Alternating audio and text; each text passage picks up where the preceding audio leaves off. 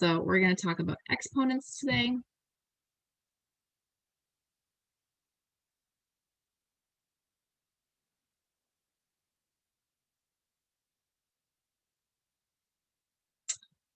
And the order of operations.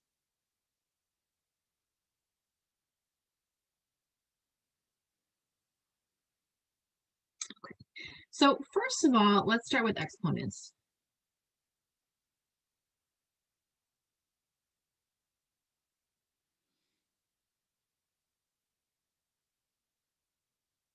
Okay, so an exponent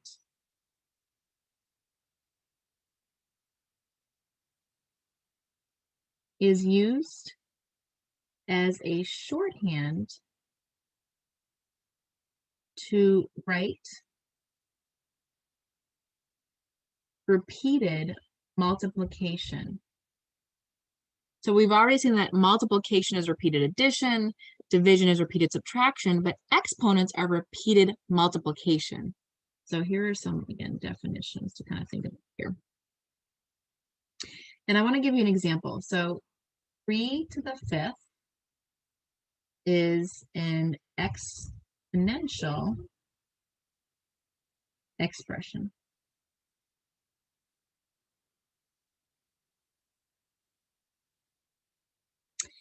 In the exponential expression, the 5 here is your exponent. It is the number of times to multiply.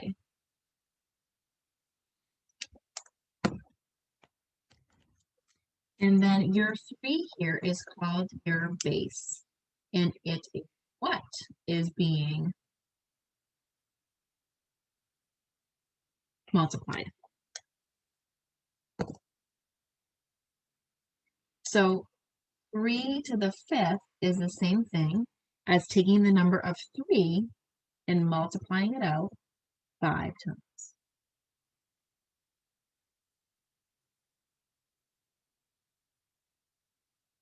Okay, so the base is what's being multiplied, and the 5, in this case, the exponent is how many times you write it out. So we're multiplying that 3 out 5 times here, okay?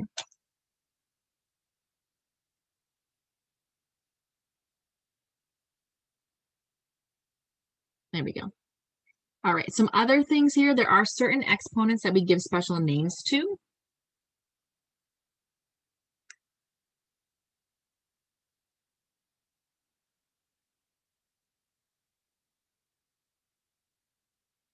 Okay. Also, sometimes we call exponents powers. I will make that note as well here. So I'm going to use 3 here again. Let's say, actually, let's use something different. Let's use 7. So 7 to the 2nd power is also called square power, like we'll say squared. And if you have the 3rd power, I should just say power, then we say it is cubed. So if you hear the word squared, it means the 2nd power. Or if you hear the word cubed, it means the 3rd power. And let's just do some examples. So evaluate the expression. So maybe I have 7 squared. Maybe I have 2 cubed. Maybe I have 1 to the 4th power. Now, evaluate means to find the value of. Okay, so evaluate, the word value is right there. So 7 squared means to take that 7 and multiply it out twice. 7 times 7 is 49. 2 cubed means to take that 2 and write it out 3 times. 2 times 2 is 4, times 2 is 8. Be careful, everybody wants to say 2 cubed is 6. This is not 2 times 3, this is not 7 times 2. This means number 2, 3 times. So 2 times 2 times 2 is 8. Number 1, 4 times. 1 times 1 times 1 times 1. Well, 1 times 1 is 1, times 1 is 1, times 1 is still 1. How about 0? What if I said 0 squared? It would be 0 times 0, which is also 0.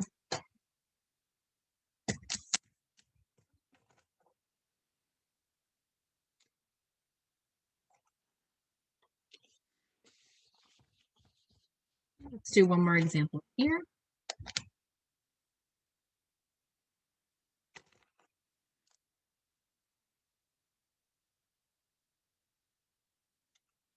Write using exponential notation. So here we're going to go the opposite way.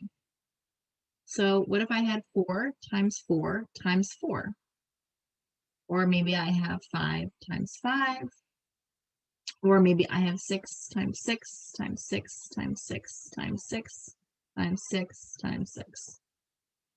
So we can also write it using exponential notation and go backwards. So here I have 3 4s. My base is 4. My exponent is 3. Here my base is 5. I have 2 5s, so my exponent is 2. So remember, your exponent or your power is the number of times the base is multiplied. Okay. Here I have 1, 2, 3, 4, 5, 6, 7 sixes, so 6 to the 7th power. Okay. So again, it's just sort of a lazy way to write multiplication.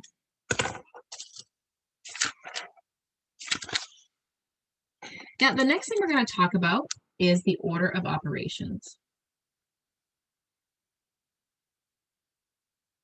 And we've actually been doing this already a little bit. That's something that I think everybody knows, but we're going to review it here as well. It's very helpful to review, particularly for more complicated problems. So what this does is this gives the order in which to simplify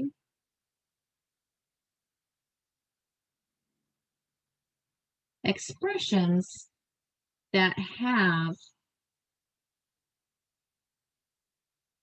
more than one operation. So by operation, I mean like addition, subtraction, multiplication, and division. So how do you simplify a problem if it has both adding and multiplying, or both subtracting and dividing, or maybe all 4? We have to have a systematic way to do that so that we can all agree on the same process or the same answer, right? We don't want to have 2 different answers if someone does it one way and someone else does it a different way. So we have an agreed upon step-by-step method to do that. And the first thing you're going to do is you always do perform all operations within grouping symbols. Okay. Now your grouping symbols could be your parentheses, they could be brackets as well. We're going to see later on things like absolute values and roots or radicals, so those all are included there too.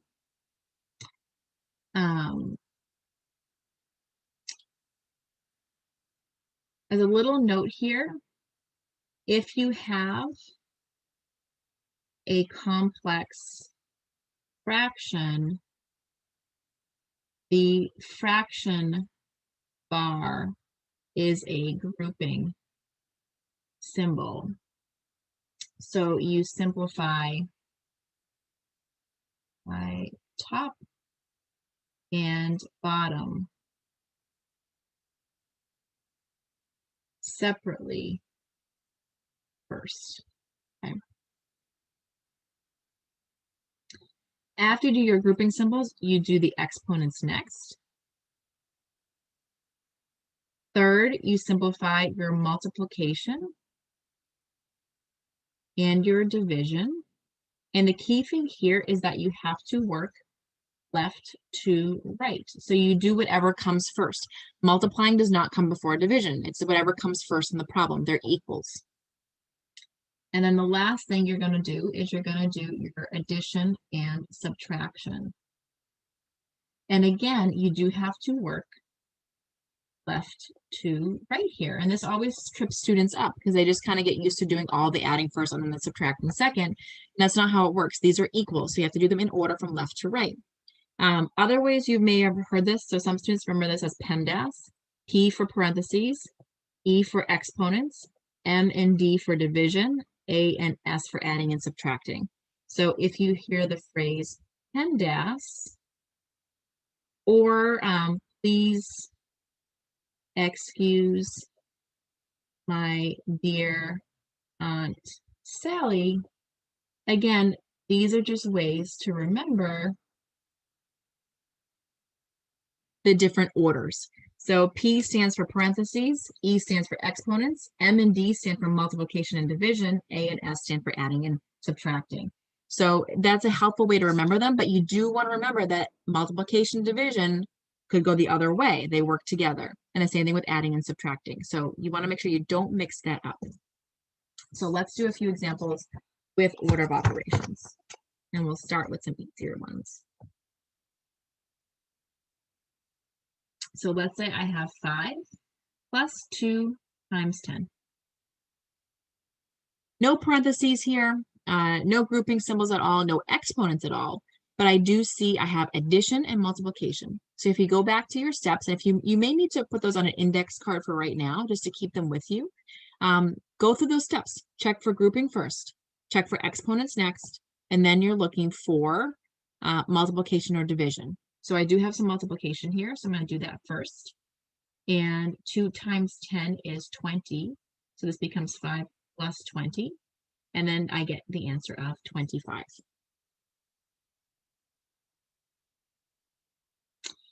Let's see, how about 4 times 5 squared? No grouping symbols yet. I do have exponents though, so I have to do the exponent first here. I do 5 squared, which means 5 times 5, which is 25. Becomes 4 times 25, which is 100.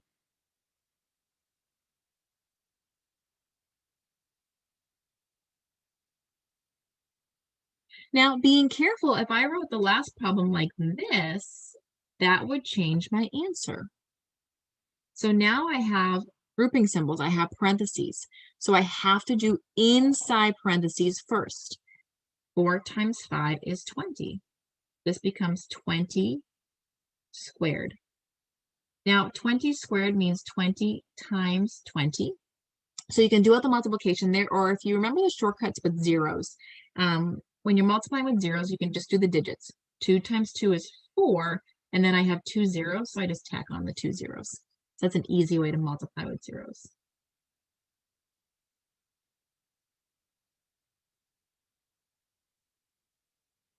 All right, let's do another example. Maybe I have something like 4 times 6 minus 1 times 2. Now, I do see parentheses here, but they're not grouping symbols because my parentheses here represent multiplication. True grouping symbols have something you can do inside them. So you want to be careful. When we're talking about grouping symbols, we mean inside the grouping symbols. So here, there's nothing inside the parentheses. They just mean multiplication. So I have multiplication, I have subtraction. I have to multiply first. So 4 times 6 is 24. 1 times 2 is 2. Now I can do my subtraction. 24 minus 2 is 22.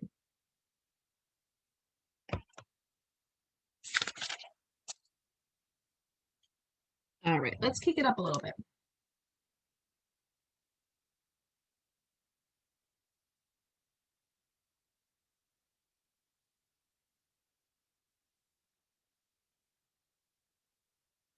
All right, so here I have a few different operations. I see subtraction, division, multiplication, and an exponent.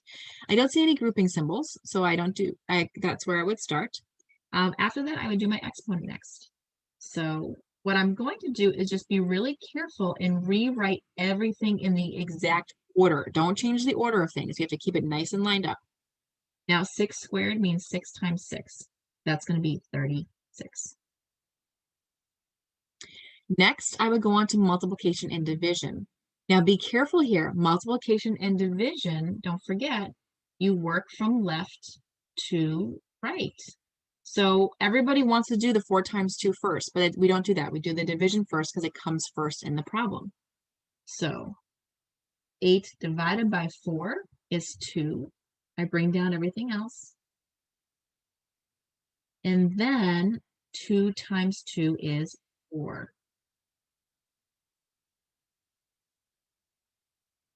Now, again, I have subtraction and addition, but just like before, adding and subtracting, you have to work left to right. So I do the subtraction first. I get 0, and then 0 plus 36 is finally just 36.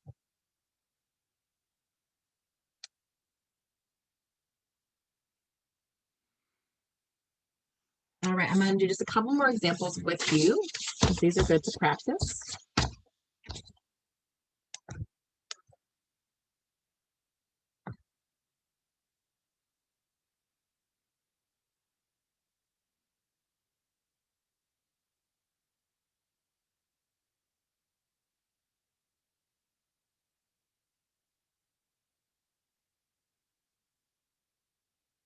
All right, so here I have 2 sets of grouping symbols. I have parentheses and I have brackets. When you have 2 sets of grouping symbols and one is inside the other, then you have to just do inner to outer. So I'm going to start with the innermost one first. 4 minus 2 is 2. Notice that I'm just rewriting everything else exactly the same. I'm just doing one little step at a time. Now I have another set of grouping symbols, so I'm going to work inside here first. And when I'm on the inside, I'm still following the order of operations, which means I'm going to do the cube first. So here I have 2 cubed, which is 2 times 2 times 2. 2 times 2 is 4, times 2 is 8.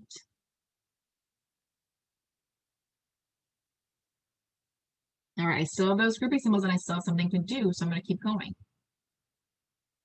8 plus 5 is going to be 13.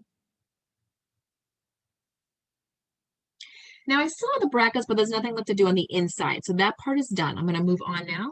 And I do see I have exponents here. Let me just change colors for a second. So I do have this exponent piece here. So I'm going to do that next. So 13 squared means 13 times 13. 3 times 3 is 9.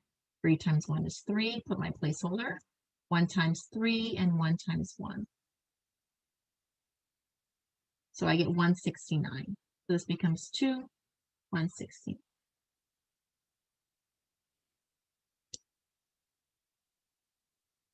Now, when there is nothing in between a number and a parenthesis or a bracket, it is multiplication. So I have multiplication and addition, and multiplication comes next. So I'm going to do this off to the side, 169 times 2. So I get 18 carry the 1, then I have 12 plus 1 is 13. 2 plus 1 is 3. This becomes 338. Finally, 338 plus 6. I have 344. Okay, so I just take my time with these, go one little step at a time, really don't try to rush. And let's do one that has kind of like a fraction in it. So 7 minus 2 times 3.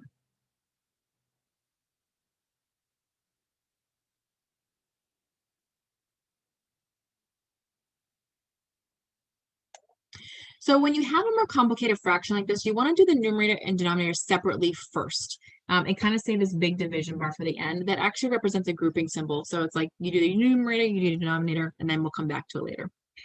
And within the numerator and denominator, you are using PEMDAS. So I'm just going to do the numerator first here.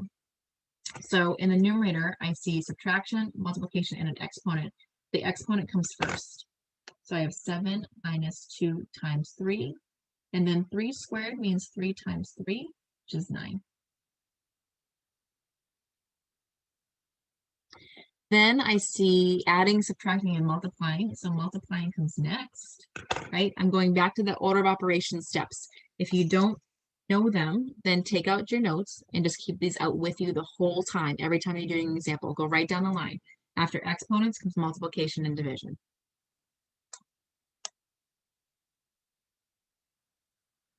Right, 2 times 3 is 6. Again, I'm just going to keep going with the numerator here. And now I have adding and subtracting left, which is the last step, and I go left to right. So I do the 7 minus 6 first, which is 1. And then the 1 plus 9 is 10. In my denominator now, I do have grouping symbols here. So I'm going to have to do the 4 minus 3 first, which is 1. Now, I still have grouping symbols, but there's nothing left to do on the inside. So this is just representing multiplication now. 5 times 1 is 5. Finally, I have 10 divided by 5. That's still a division bar. And my final answer here is 2. Okay. So again, for those, just remember to take your time. One last thing, just a little like silly kind of example here. I know before we talked about area, right? And the area is the length times the width for a rectangle, but we also saw when we have a square, the length and the width is the same, so you just have the sides, right? So instead of doing side times side now, we can do this as side squared. So let's say I had a square that had a side of 3 inches all around. Then my area here would be 3 squared, which is 9. And then don't forget you are squaring your units as well. So 9 inches squared, or you could write 9 square inches, or 9 SQIN. So just a little application here. We kind of talked about it a little bit a few videos ago, but we can finally bring in an exponent now and be a little bit more comfortable with it.